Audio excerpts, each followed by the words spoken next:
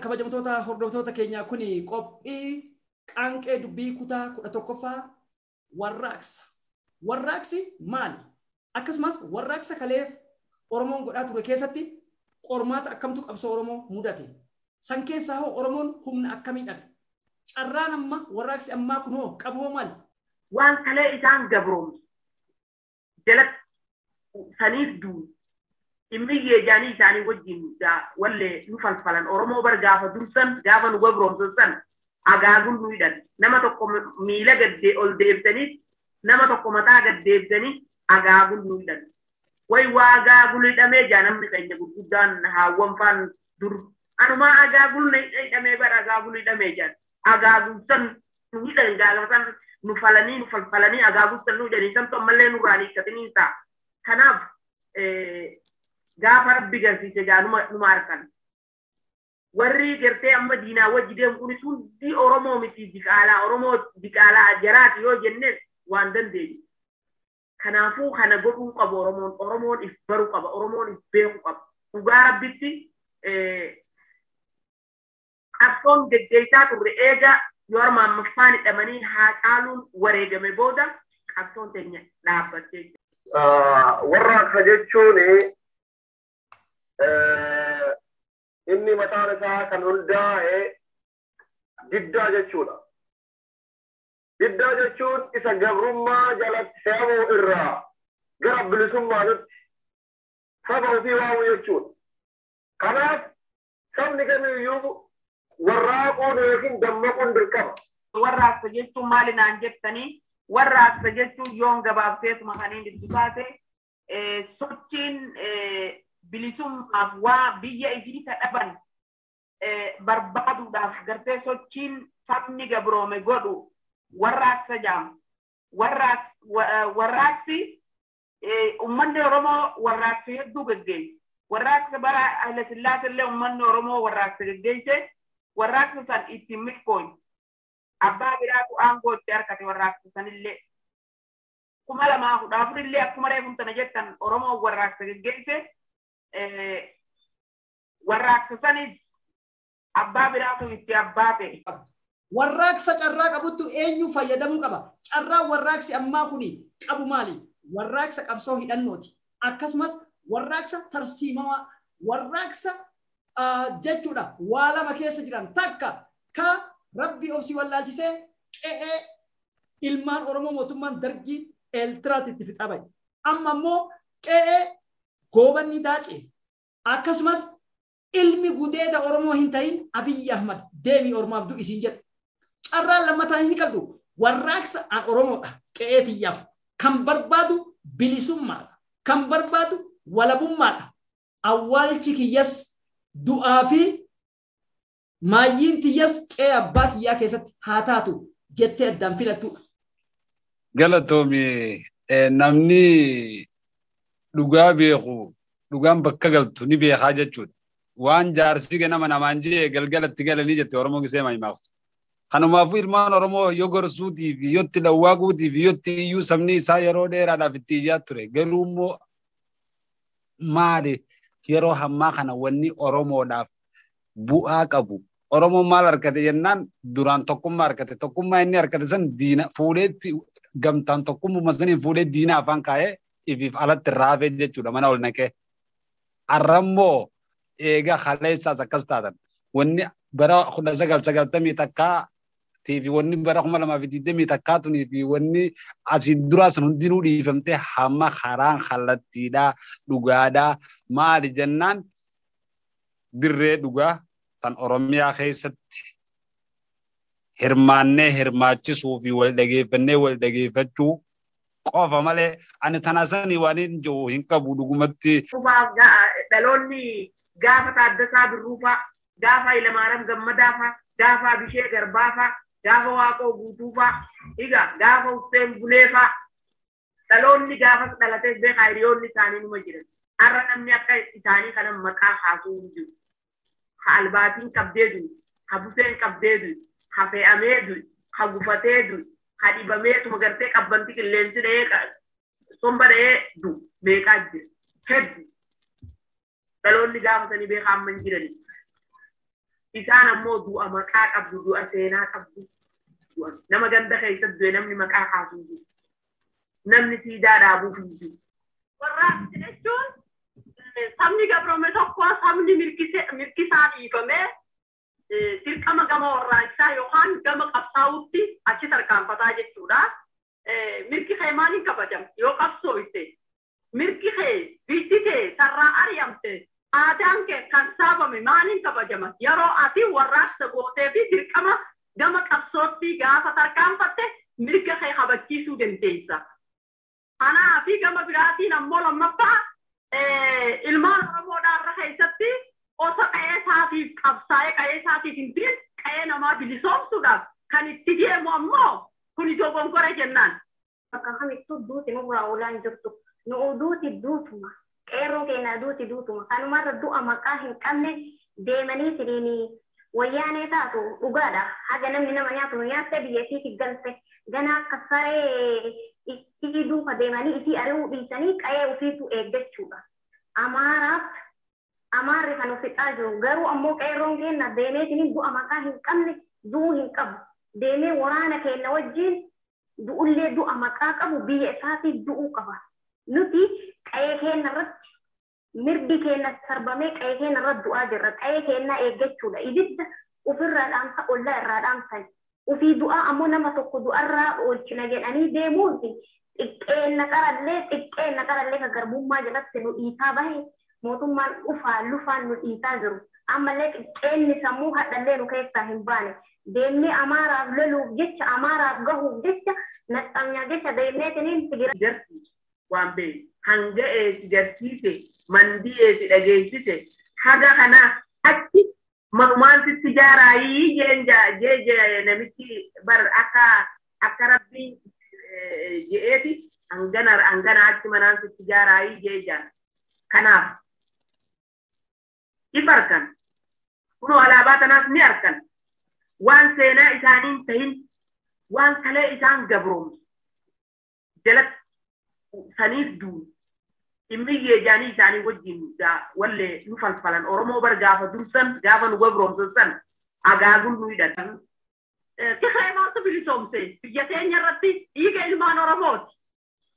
Amaara maaltu nurratti naftanyaa jechuudha naftanyaa maaltu nurratti bilisoomse dhiiga ilmaan Oromooti lafee Oromootiin bilisooman. Ifiidiyoono eenyuun bilisoomte ilmaan Oromootiin bilisoomte dhiiga ilmaan Oromootiin bilisoomte Oromuma kan bilisoomte ifiidiyoollee kanaafi kana ta'uun qabu Oromoorraa wanni eegamaa biyya namaa deemanii bilisoomsu osoo hin taane biyya fi bilisoomsu du'a maqaa qabu akkuma jaallawwan amma jeesu du'a maqaa qabu du'a biyya ifiitiif saba ifiitiif du'uu qaban malee nama deemanii lafee fi cabsanii dhiiga fi dhangalaasanii saba biraa bilisoomsanii ifirratti gabrummaa gatiidhuun dogongora guddaadha. Bara 2014 Oromoo fi Oromiyaan sochii guddaa gootee diina isaanii magalee mootanii karaarraa baqsan. Qophii hidhannee tokko malee warraaqsi bara 2013 yookiin bara 2021 kuni kan geggeeffamu abdii fi hamilee hawaasa keessaa qabu. Innis maal yoo waraana bilisummaa uummata Oromoo, gaachana bilisummaa uummata Oromoo, abdii saba uummata Oromoo, biyya keessa taa'ee diina kokkee qabee falmaa waan jiru. Tokkoffaa warraaqsa kana milkeessuudhaaf adda durummaadhaan ilmaan Oromoo hiriiruudha. Diinagdee qofaanii miti.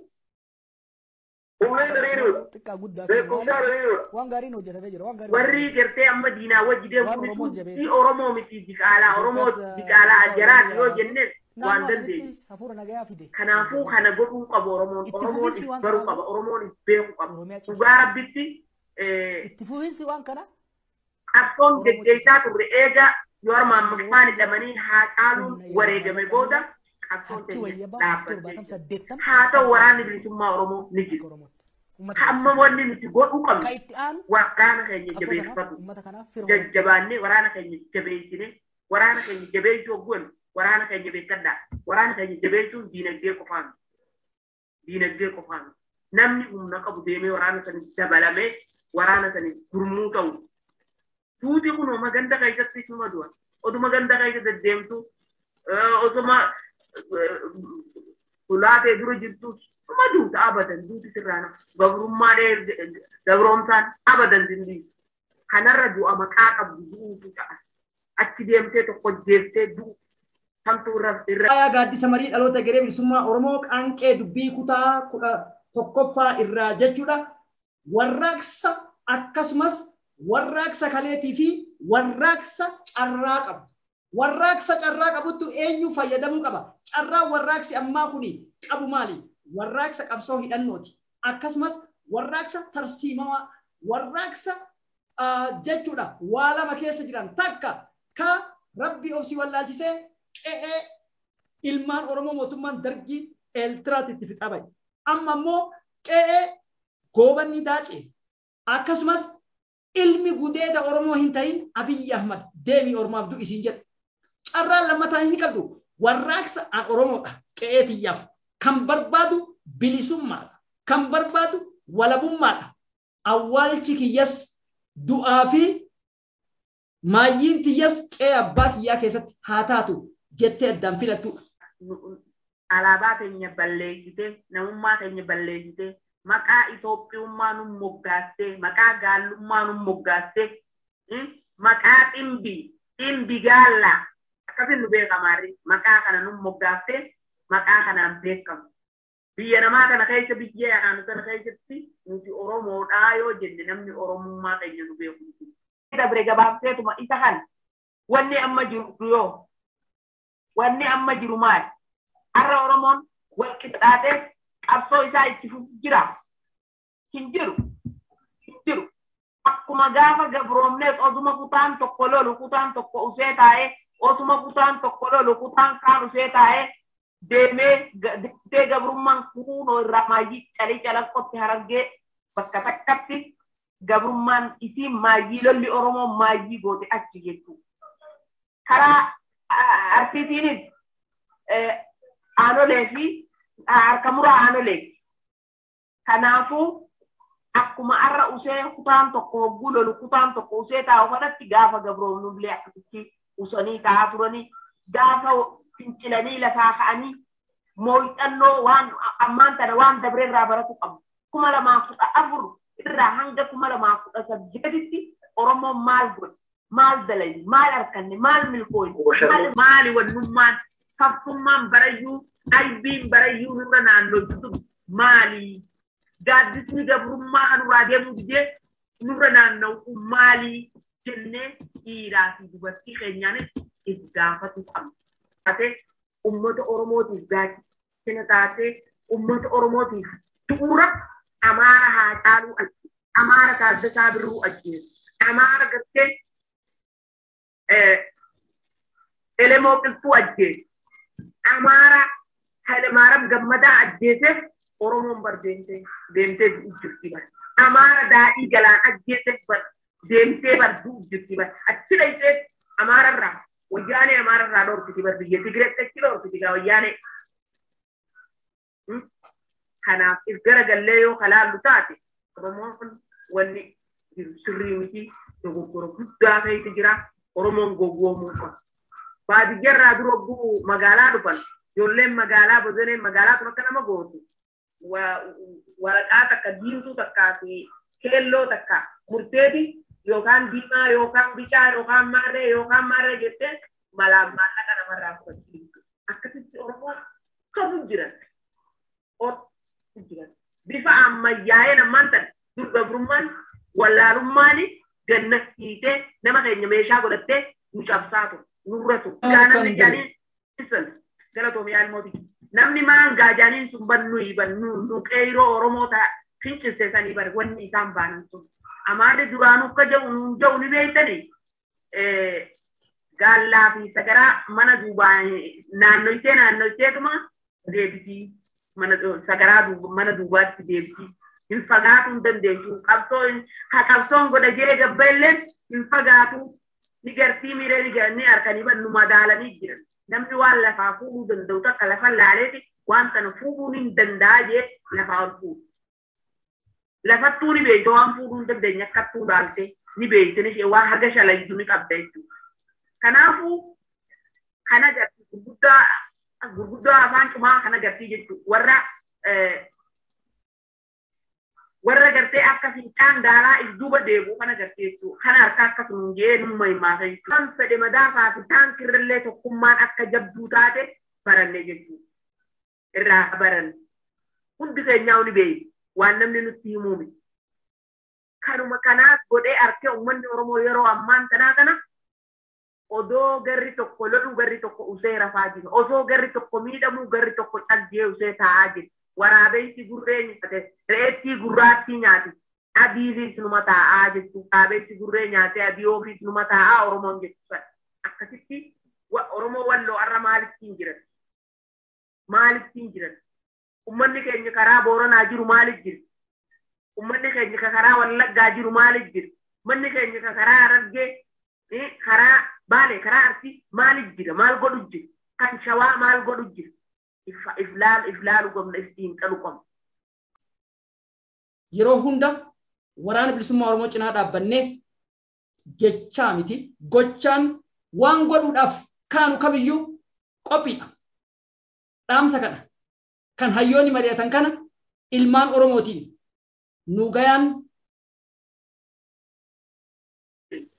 ammaan kanaaf warra bara 2018 as Daadhii Galaan fa'a Abdi Jabbaar Hussein fa'a Haacaaluu Hundeessaa fa'a Gammachuu Ayyaanaa fa'a Abdii Raggaasaa fa'a Joohar Maamma fa'a Maamma Xamiin fa'a kabineensa nyaachisan Hararitti bineensa nyaachisan Harargee keessatti kana beeku namni isaan kana maqaa dhawuudhaan Abdiin yookaan Daanessuu Biraffaan yookaan Simallisfaan yookaan Taayyee Dandaafaan eenyu leellisan wallistoonni arraan kana gartee raajyaa maarree jaanii wanti ijaa jiran eenyu mee gootonni isaan leellisan gootota kan warra gartee Oromoof jee Oromiyaaf jee lubbuusaa dabarte warra Itoophiyaaf jee qalee lubbuusaanii dabarte leellisaa jira. Ergiin Haayila Sillaasee namni akka rabbi sududee mataa isaa facaasee qabrii isaa gubbaa kursii kaayye. Haayila Sillaaseen gaafa Minilik du'u akkasuma. Isaan san hundaa'u ol baasee tottolchee egaa akka dhaloonni dhufulleen wulii dhufu gartee ka Habashaa dhaloonni wulii dhufu ka Amaaraa hin irraanfatu. Hin dagan tottolchee wanti sanillee maarrekiiloo baanan san daaratti sanillee tottolchee suuraa isaanii wanti isaanii kolkole achi keessa kaa'e. Maka Addasaa Birruu biran kaa'e. Maka Illemaaram Gammadaa faa biran kaa'e. Maka Waaqoo suuraa Waaqoo guutuu faa biran kaa'e. Iflaalu gomna iftiin qalu qoma. Hanga isaan har'aan tana diina dhaabbatanii falmataa jiran kanatti akkaataa isaan itti falmataa jiran kanatti nuti bakka iyyuu kaanee yoo diina keenya dura dhaabbate humni diinaa karaa tokkotti diinni deebisu kun nuti isaan sanirrallee ni haffallata jechuudha. Nu hundarraa ni haffallata jechuudha. Oromoodhaaf gabrummaa irraa kaasu yeroo kanarra murteessituu gaafatu qabna. Ilmi keenya nu keessaa kottaa laalaa jaamee nu duratti akkamitti ajjeefamu. Oromoon Jawaar Mohaammed irraa hidhamee Baqqalaa Garbaa irraa hidhamee akkamitti ol deebinee ciisa tolfannee boraatii haajjennee firaa shaafi siree tolfannee akkamirratti Oromoo.